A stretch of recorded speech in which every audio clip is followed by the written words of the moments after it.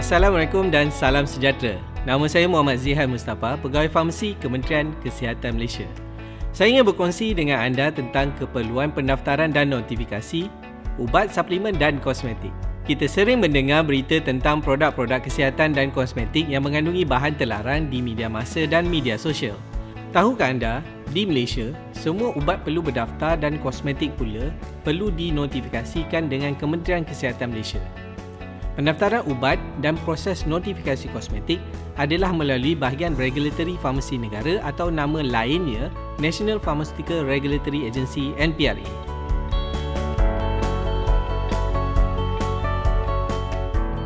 Ubat berdaftar telah dianalisis dan diuji dari aspek keselamatan, kualiti dan keberkesanannya. Ubat berdaftar adalah selamat dan telah melepasi ujian had logam berat seperti merkuri dan plumbum serta bebas daripada mikroorganisma.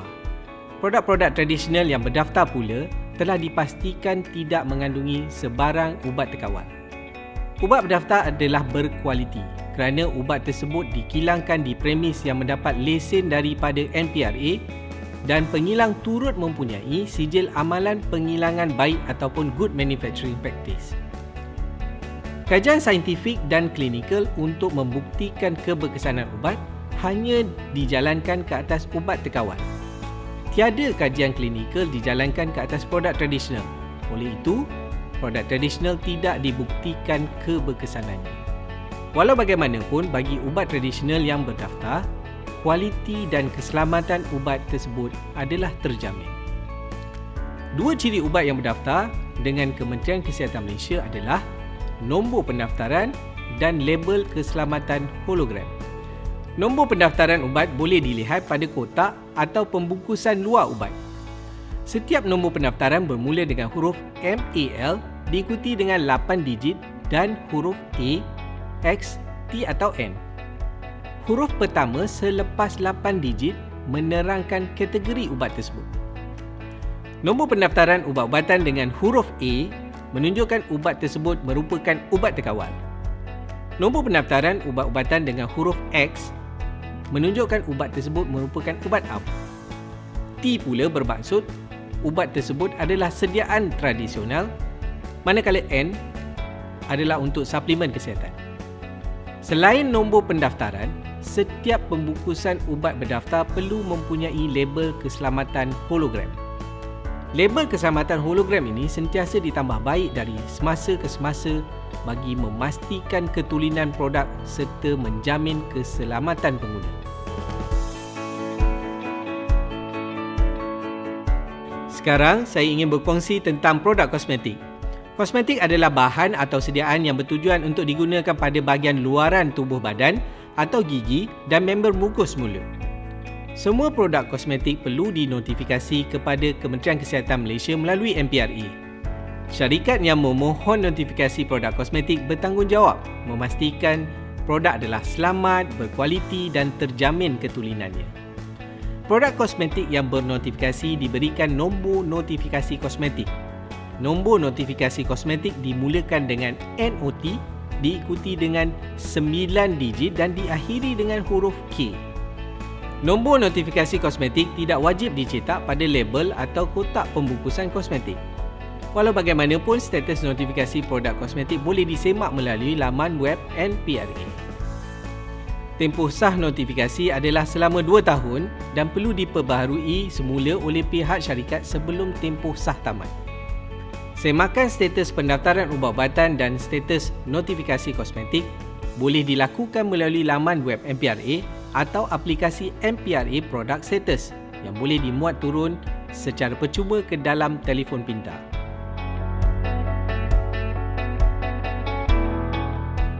Jom kita lihat beberapa isu berkaitan ubat dan kosmetik di Malaysia. Pertama, terdapat pelbagai ubat tidak berdaftar dan ubat yang dicampur dengan bahan terlarang telah dikesan dijual dalam pasaran. Terdapat ubat-ubatan yang tidak berdaftar dan dicampur dengan ubat terkawal seperti steroid dan non-steroidal anti-inflammatory drug atau NSAID, sildenafil serta analognya. Pengambilan steroid, NSAID dan sildenafil tanpa kawalan boleh mengakibatkan kesan mudarat. biasanya ubat-ubatan ni dicampur dalam produk tradisional bagi mempercepatkan kesan sesuatu produk. Steroid selalunya ditemui pada produk yang dikatakan mampu menyembuhkan pelbagai jenis penyakit. Contoh steroid yang biasa dicampur ialah prednisolone dan dexamethasone. Ubat terkawal dari kumpulan NSAID sering dikesan dalam ubat tidak berdaftar untuk merawat sakit-sakit sendi. Contoh NSAID yang dicampur ialah diclofenac dan phenylbutazone. Sildenafil sering dicampur dalam produk perangsang seks tradisional dan produk makanan seperti kopi pracampur dan gula-gula. Contoh ubat perangsang seks lain ialah tadalafil, vardenafil dan analog bagi sildenafil seperti homosildenafil dan acetaldenafil. Antara kesan mudarat pengambilan steroid tanpa kawalan ialah peningkatan berat badan serta risiko obesiti disebabkan oleh selera makan yang bertambah. Muka menjadi bulat atau moon face, lemah sistem imun dan mudah dijangkiti penyakit, luka lambat sembuh, tulang menjadi rapuh. Kesan mudarat akibat pengambilan NSAID tanpa kawalan pula termasuklah pedih ulu hati, ulcer dan pendarahan perut serta kerosakan buah pinggang. Sildenafil digunakan untuk merawat masalah fungsi seksual seperti mati pucuk atau erectile dysfunction. Pengambilan sildenafil tanpa pengawasan doktor boleh mengakibatkan kesan seperti berdebar-debar, sawan dan kerosakan salur darah pada alat sulit. Sibutramine adalah ubat anti-obesiti yang merencat selera makan seseorang. Penggunaan sibutramine telah diharamkan di Malaysia sejak tahun 2010 kerana didapati berisiko menyebabkan kegagalan fungsi jantung dan strok. Biasanya sibutramine dicampur dalam ubat pelangsing tradisional yang tidak berdaftar. Produk kosmetik turut dikesan dicampur dengan bahan terlarang oleh pengeluar yang tidak bertanggungjawab. Tindakan ini dilakukan untuk memberi kesan segera bagi menarik minat pengguna untuk membeli produk tersebut. Produk kosmetik seperti krim pemutih adalah produk yang berisiko dicampur dengan merkuri atau hidroquinone bagi mendapatkan kesan pemutihan dengan segera. Penggunaan merkuri boleh menyebabkan kegagalan fungsi organ utama seperti buah pinggang, masalah saraf dan juga keguguran. Hidroquinone pula boleh menyebabkan masalah pengkelupasan kulit yang teruk, kulit terbakar, kanser kulit dan sawat. Tretinoin biasanya dicampur ke dalam krim jerawat. Namun penggunaan tretinoin tanpa pengawasan doktor boleh mengakibatkan alahan pada kulit, keguguran bayi dan masalah mental. Penyalahgunaan ubat-ubatan juga merupakan satu isu pada masa kini. Sebagai contoh, penyalahgunaan ubat tranexamic acid. Tranexamic acid merupakan ubat yang digunakan secara sah untuk menghentikan pendarahan. Bagaimanapun ubat ini sering disalahguna untuk tujuan memutihkan kulit. Penggunaan tranexamic acid tanpa pengawasan berisiko menyebabkan kesukaran bernafas dan pembekuan darah yang berterusan. Tranexamic acid tidak boleh diambil oleh wanita hamil atau sedang menyusukan anak dan pesakit yang mengalami masalah pembekuan darah. Selain ubat tranexamic acid, misoprostol turut disalahguna. Misoprostol adalah ubat yang dahulunya digunakan secara sah dalam rawatan ulcer perut. Walau bagaimanapun, pendaftarannya telah dibatalkan pada tahun 2016. Kini ubat ini tidak berdaftar dan tidak boleh dijual di Malaysia. Ubat misoprostol biasanya disalahguna sebagai ubat untuk menggugurkan kandungan dan kini dijual secara haram dalam talian. Penggunaan tanpa pengawasan doktor boleh menyebabkan rahim terkoyak, pendarahan tidak normal dan membawa maut sekiranya tidak dirawat.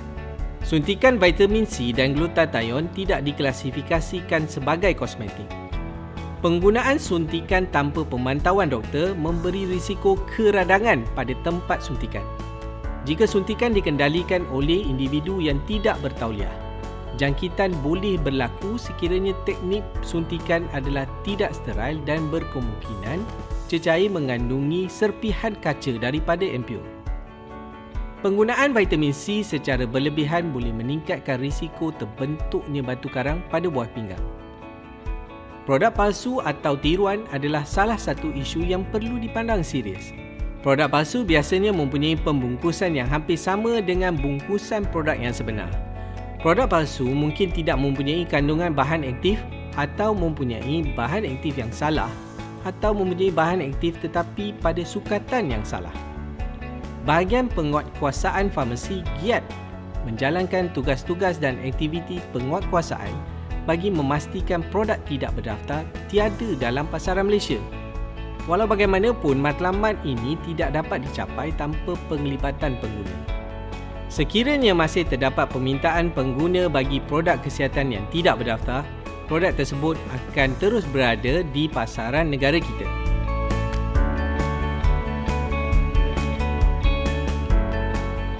Selain itu, semua iklan berkaitan ubat-ubatan dengan tuntutan perubatan atau iklan perkhidmatan kesihatan yang dipaparkan di semua medium periklanan perlu mendapat kelulusan daripada Lembaga Iklan Ubat Kementerian Kesihatan Malaysia. Langkah ini bagi memastikan pengguna mendapat maklumat pada iklan yang sahih dan boleh dipercayai. Semua iklan yang telah diluluskan oleh Lembaga Iklan Ubat akan diberikan nombor kelulusan KKLIU yang perlu dipaparkan. Iklan ubat atau perkhidmatan kesihatan yang diluluskan dalam bentuk audio pula akan menyatakan iklan ini telah diluluskan oleh Lembaga Iklan Ubat. Berikut adalah iklan yang tidak dibenarkan untuk disiarkan melalui semua medium periklanan seperti media massa, media sosial dan papan iklan.